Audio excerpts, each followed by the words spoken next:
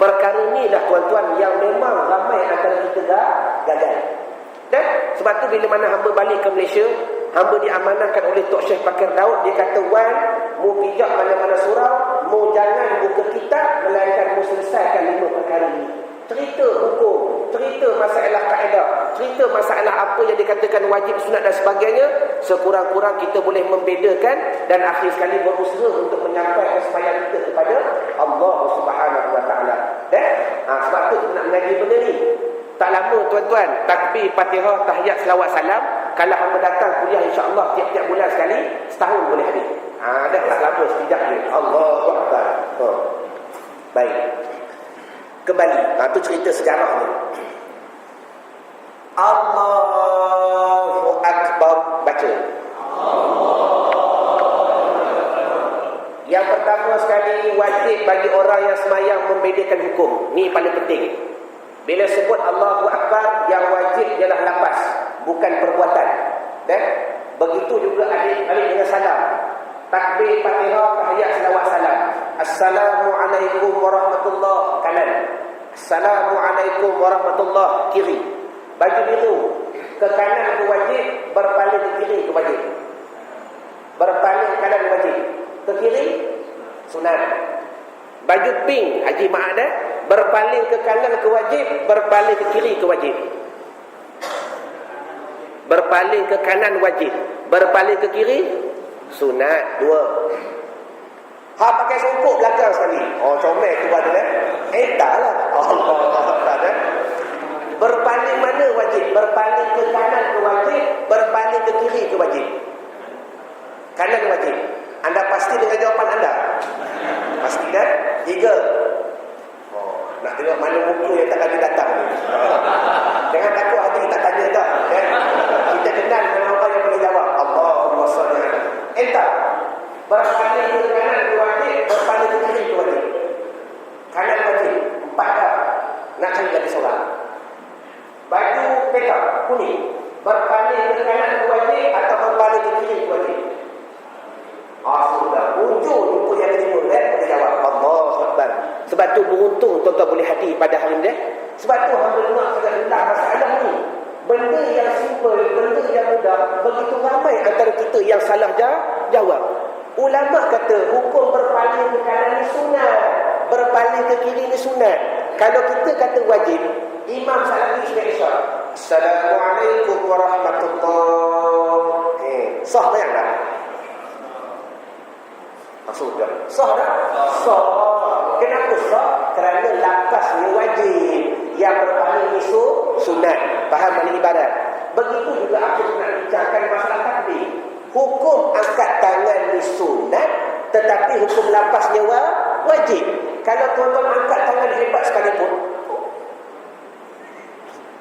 tak baca apa? Semayang sah tak? Tetap tak sah. Tapi kalau baca tu Allahu Akbar, macam penakap. Imam tadi terlebih minum ayat ni. Allahu Akbar. Semayang sah tak? Sah. Kenapa sah? Sebab lafaznya wajib, cuma perbuatannya makruh. Jadi ingat hukum. Bila lafaznya wajib, tak ada khilaf ulama. Semua ulama kata wajib sebut Allahu Akbar. Tak payah kata Allah Maha Besar, tak sah. Usah kata Allah Maha Geding, tak sah dah. Bermakna tatkala lafaz ni wajib, maka hukum angkat ni sunat. Ingat kaedah, bila mana angkat ni sunat, jangan berbalah. Buatlah macam mana pun. Nak angkat dulu pun tak apa, nak letak di sini pun tak apa, nak letak di hati pun tak apa, nak letak di sini pun tak apa, nak pegang telur pun buatlah. Hukum. Jelas? Tak supaya kita berbincang benda yang lebih penting daripada benda yang ulama dah tulis dalam kitab. Dia nak galak benda yang lebih penting. Nak bersembang ni, hudud boleh buat ke tak? Itu penting. Keluar pula kenyataan dia kata dekat Malaysia tak boleh buat hudud. Sebab apa? Kita berbilang kaum. Kita jawab balik. Zaman Nabi, tuan-tuan, ada berapa puluh kaum di Madinatul Munawwarah? Ada berapa puluh kaum di Mekah? Nabi boleh buat hudud. Pasal lagi politik dah pula. Dah nak cerita, nak bincang benda dasar boleh. Tapi benda khilafiyah tak payah berbalah. Faham ibarat? Nak letak di hati pun buat. Nak letak di sini sini pun buat, nak letak di sini pun buat. Cuma jangan mendabik dali. Oh, akulah yang ikut sunnah yang buat begini.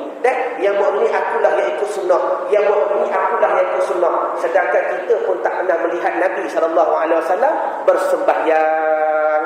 Faham ni ibarat? Habis. Ya? Yang paling afdal, baik tu saya kata hadis banyak.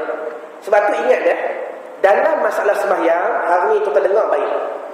Dalam masalah sembahyang, hujah yang paling kuat ialah hujah mata.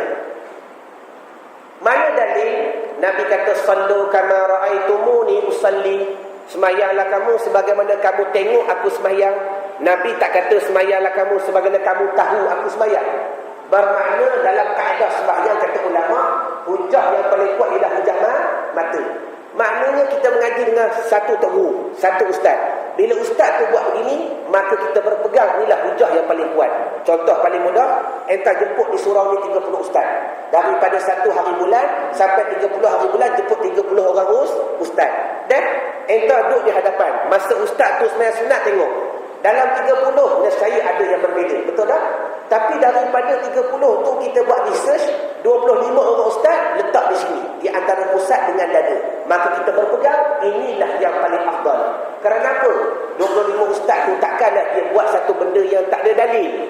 Dan contoh paling mudah tuan-tuan, cincin.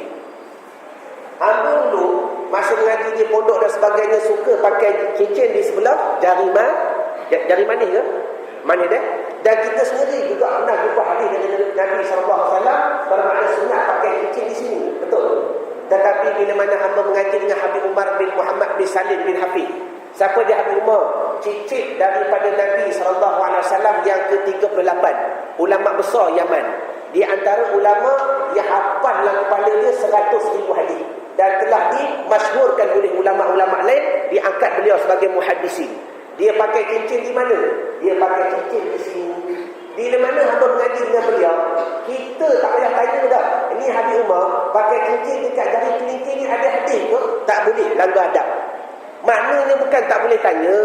Dengan perbuatan dia tu telah menjadi hujah dan telah menjadi dalil. Takkanlah ulama buat satu benda yang tak ada dalil. Dan ada benda kita boleh beradab saja dengan ulama, ada benda tak payah tanya. Dengan perbuatan dia telah menjadi hujah dan hukum kepada kita. Faham ni ibarat? Sebab tu sejak daripada itu hamba ubah daripada sini ke sini. Baik. Dalil yang pertama. Dalil yang kedua, hamba nak tuan-tuan pegang baik-baik hujah ni.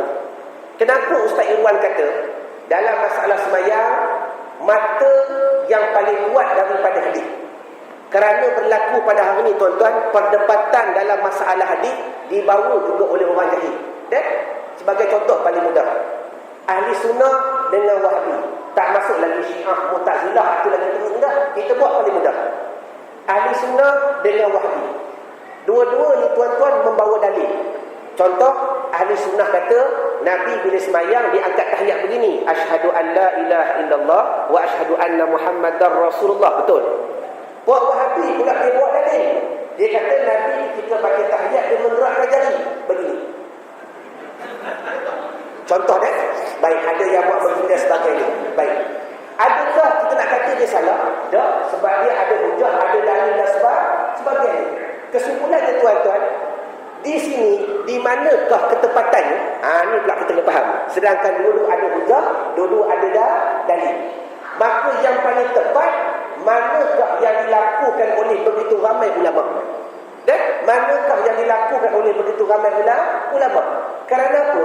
Kerana kalau kita menggunakan hadis semata-mata, kita akan berbalah. Hamba bagi hujah yang paling kuat. Contoh dia, ulama muhadisin yang pertama sekali, siapa nama dia? Hak tu pun tak boleh jawab. Imam muhadis yang pertama siapa namanya? Bukhari. Yang kedua, nak tanya tuan-tuan yang alim yang tak pernah mengaji hadis. Dan dalam kitab Bukhari tu, dalam kitab Sahih Bukhari, adakah semua hadis yang dihafal dia tulis dalam kitab tu?